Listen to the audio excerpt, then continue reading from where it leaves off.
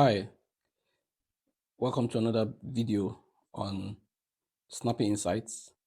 Today we're going to be discussing the League of Nations. League of Nations happens to be one of the traditional, international organizations that existed in the 1920s. Many consider this topic to be, an outdated, traditional topic, because League of Nations um, doesn't exist anymore.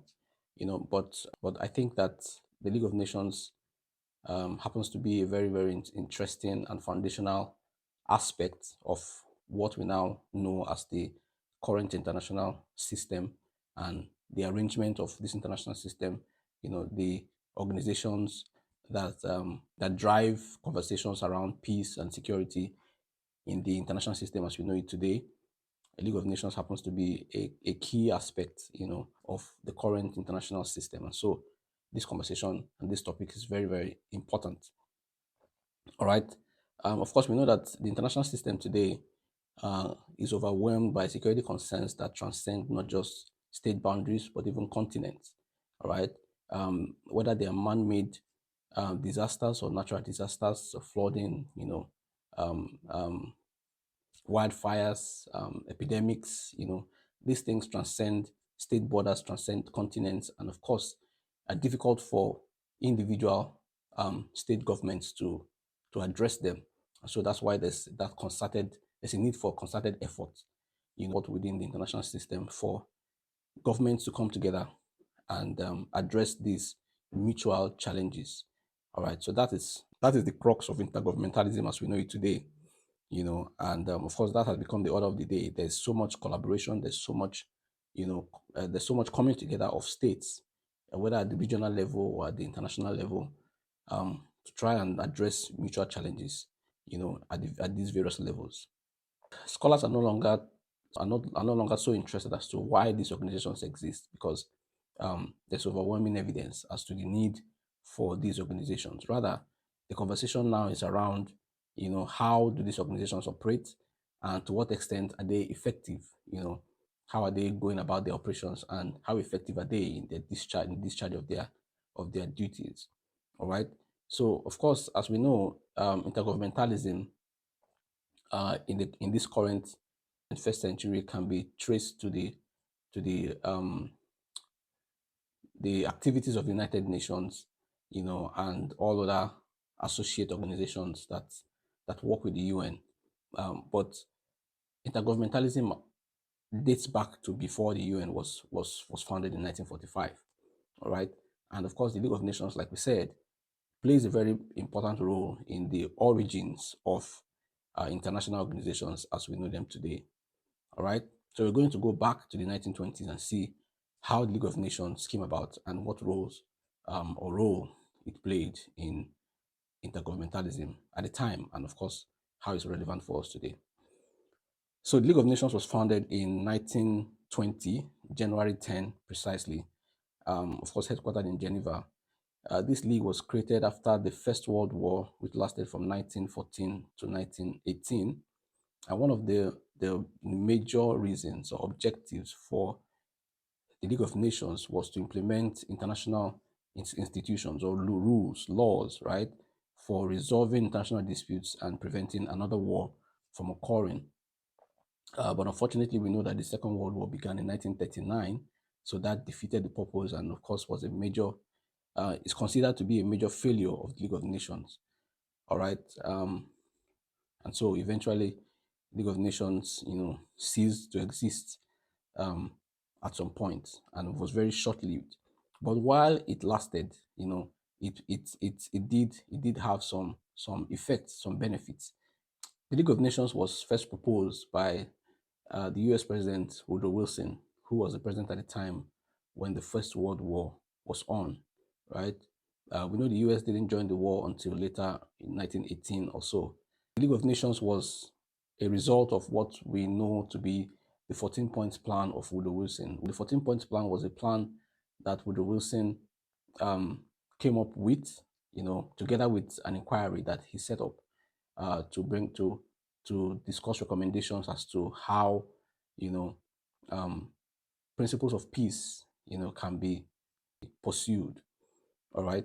So the 14 points plan was eventually what laid the foundation and created the basis for ending the First World War and the signing of the Treaty of Versailles that was signed in France um, at the end of the First World War. All right. Now, the US joined the First World War in December of 1917. And of course, this was as a result of the operations of the Germans, unrestricted, submarine warfare in North Atlantic and the Mediterranean Sea, resulting, in the death of several US citizens, and of course, destruction of US assets, military assets, or assets in the marine assets, assets that were in the sea. So as a result of this destruction of U.S. interests, the U.S. decided to join the war. So Woodrow Wilson went to Congress and received authorization for the U.S. to get involved in the war. And one of Woodrow Wilson's objectives for joining the war was not necessarily, to protect the assets and interests of the U.S., the immediate interests of the US rather, but of course to vindicate principles of peace, as it were, and justice for the life of the world. So Woodrow Wilson was looking beyond just the US interest and of course beyond Europe to the rest of the world and hoping to prevent or hoping to help, promote global peace, beyond these territories to the rest of the world. All right. Now, after getting authorization to join the war, Woodrow Wilson set up a panel, which is called the Inquiry, all right, to come up with recommendations as to how these global principles can be pursued. What are specific recommendations, actionable steps that can be put in place, to pursue global peace and prevent, destructive conflicts among states and nations. And so this inquiry came up with 14 recommendations, which we eventually call the 14 points, or the 14 points plan, right? Of these 14 points, the point number 14 was what was very interesting in especially the founding of the League of Nations. And what was the point number 14? To guarantee political independence and territorial integrity for both great and small states alike. All right, so this number 14 point, this point number 14 is believed to be what laid the foundation for the League of Nations as an organization that was set up to pursue, and protect the political independence and territorial integrity of states, both great and small. All right. Now, of the other 13 points, 8 of them addressed issues that were relating to the conflict on ground, territorial issues, issues of infrastructure, and all those other issues that pertain to the conflict, the First World War that was going on. All right. While the other 5 contained or concerned general principles for a peaceful world, things like freedom of the sea, trade, free trade, reduction of arms, colonial policies, and so on and so forth. So all these 14 points had actionable steps, recommendations that, if put in place, would help to produce and ensure, promote a more peaceful world. All right. And so the point number 14, as we said, was the foundation for the League of Nations being formed. Okay. So eventually, the war came to an end in November 1918, and the Treaty of Versailles was signed in January 1919 in France. And of course, it was at that signing of the Treaty of Versailles that the League of Nations officially, set off or began operation, came into existence, after the Treaty of Versailles was signed by nations that were involved in the First World War, and of course, other surrounding nations who believed in the dream and the vision of a more peaceful world. All right. The League of Nations had structures that are much similar to the structures of United Nations today. 4 major structures the League of Nations had were the Assembly. The Assembly constituted the global town hall at the time, where member states came together to discuss issues that that they faced mutually or independently, and of course to seek advice and to seek the commitment of the collective in addressing those issues. The League of Nations General Assembly began with 42 member states, and eventually, before the League of Nations ceased to exist. The membership grew to 59. There was also the council.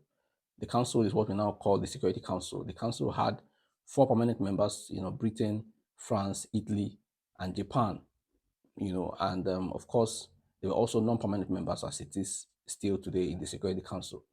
All right.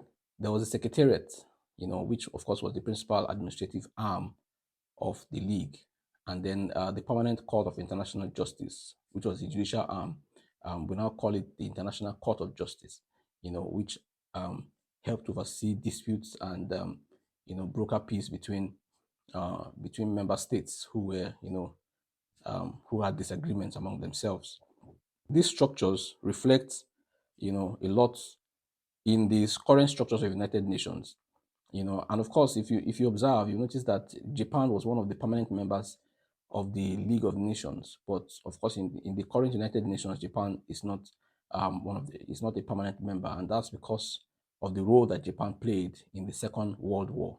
That I think was how they lost the seat as permanent members of the UN Security Council. All right. Now, there are definitely assessments of successes and failures of the League of Nations, and we'll just treat a few of them.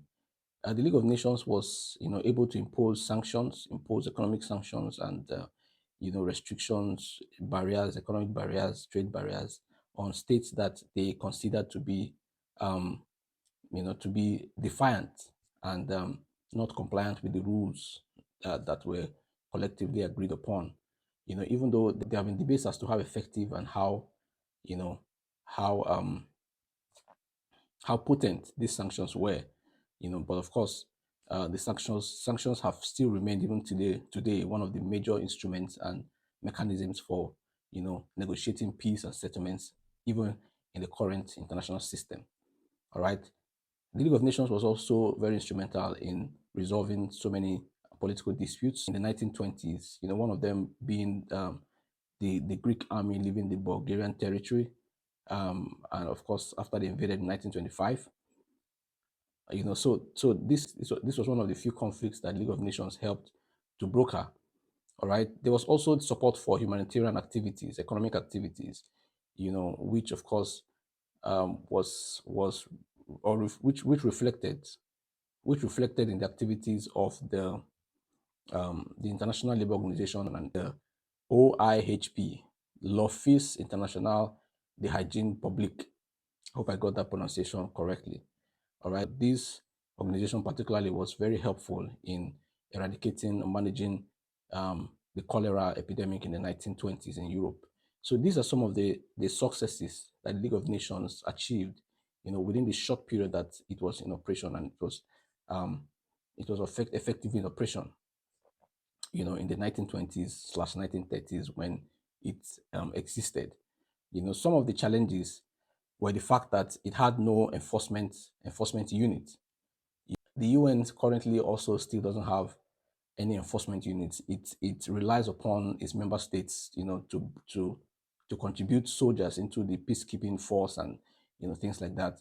The US, despite their significant role in the founding of the League of Nations, never became a member of the League, and that was because the League of Nations was going to rely a lot on the US for funding, and several other things, which the US was not willing to shoulder at the time. And so the US refused to join the League of Nations, even though, they played a very significant role in the founding of this organization. And of course, the USSR also, on the other hand, delayed its membership until 1934, when they joined. And of course, that was just barely 4 years before the Second World War began.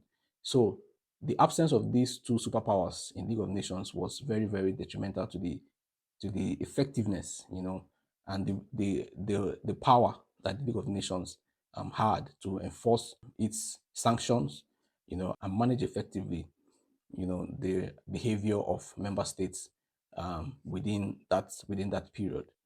All right. League of Nations also, of course, rely on goodwill, persuasion, to keep the peace, which of course was not enough. In fact, a historian, Hogbogan, wrote that the League of Nations was dependent on the goodwill of the nations to work and to be effective. All right. But it was the absence of this goodwill that made the league necessary in the first place. So goodwill could not ensure the effectiveness of the League of Nations, whereas it was the absence of the goodwill in the first place that made the league necessary. So if goodwill was in operation, or if goodwill was um, effective enough, then there may not have been any need for the League of Nations. So that was not enough. There was not enough enforcement power for the League of Nations. And of course, we know that the League of Nations, ceased to exist.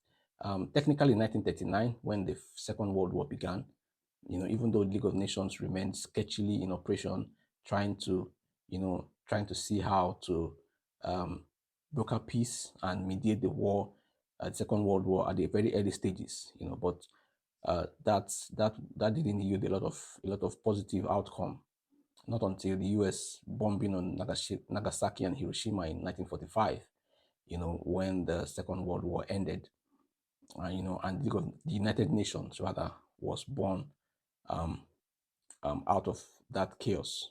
All right. Now, many scholars argue that the League of Nations collapsed, because of its inefficiency and all these deficiencies, weaknesses that we have highlighted. But I would like to think that the League of Nations um, underwent a kind of reform, because if you compare the League of Nations with the United Nations today, you find out that there's so many similarities between these two organizations. So rather than think that the League of Nations just technically collapsed and went out of extinction, I want to think that there was some kind of reforms that were done to give birth to what we now know as the United Nations. And of course, for 7+ decades, the UN has been able to prevent a third world war so far. Even though there are still pockets of conflicts across continents and across the world in various places, but and there have been also various pandemics and disasters, natural, man-made, which the UN has been proactive to a very large extent in helping to manage, these situations and promote global peace as much as possible. All right. Um, that said, it is important that the UN also undergoes reforms, because today, you know, there have been arguments as to the need for reform in the United Nations, to help it better position itself to meet the needs of the 21st century, and be better positioned to promote, peace and global security in this 21st century.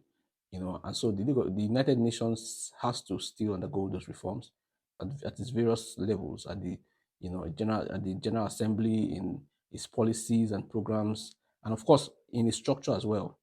You know, in its policies and programs and its structure, particularly the Security Council. All right. So these are reforms. These are things that the UN should consider going forward, so that they can continue to discharge their responsibilities as effectively as possible in trying to promote global peace and security, and of course prevent a third world war from happening. All right. This is where we're going to end the video for today, the presentation for today, rather. Um, if this has been helpful for you, if you have learned a thing or two from this presentation, I will appreciate you consider subscribing, consider sharing this video, liking, and of course, please leave a comment, in the comment section. I'd like to hear your feedback on how helpful this presentation has been for you. I'll be making more such presentations every week, on specific topics that I think are relevant for humanities and social sciences.